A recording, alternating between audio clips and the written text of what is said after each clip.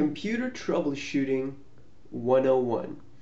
So what we have here is the Task Manager window, and how I got this window to show up is on your keyboard. You should see Control and Shift in the bottom left hand corner, and then Escape all the way at the top left hand corner. So if you hold Control and Shift together and then you push Escape, this window should pop up.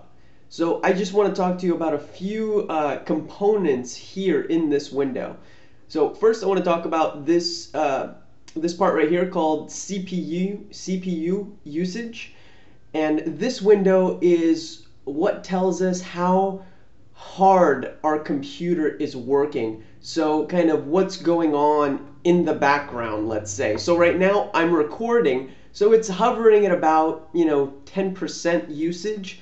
If you're not doing anything on your computer, it should be fairly close to zero. It should be maybe hovering about 1 or 2, doing some very minor things. But if it's constantly staying at about 50%, 25%, there's something wrong, and something is running that you don't want to be running, and it's going to cause your whole computer to slow down. It's kind of trying to do too many things at once.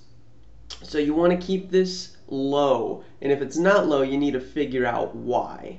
The second thing is PF usage. This is kind of the RAM. So this is what I talked about in one of my earlier videos. So I have about 2 gigs of RAM in this machine, and I have a bunch of stuff open. So right now I'm using over half. I'm using about 1 1/4 of my RAM.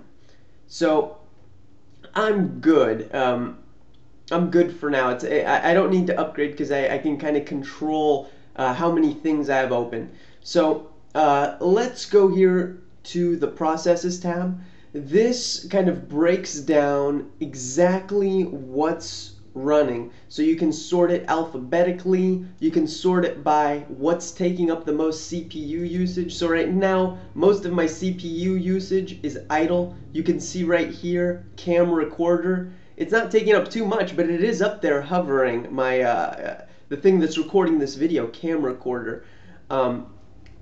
So right here, the memory usage, we can see what's taking up the most memory. So right now, Pandora, it's like a radio piece of software that plays radio. It's taking up the most memory. Then Chrome, which is my browser that I'm using, a few different windows taking up different amounts of memory, and then Skype.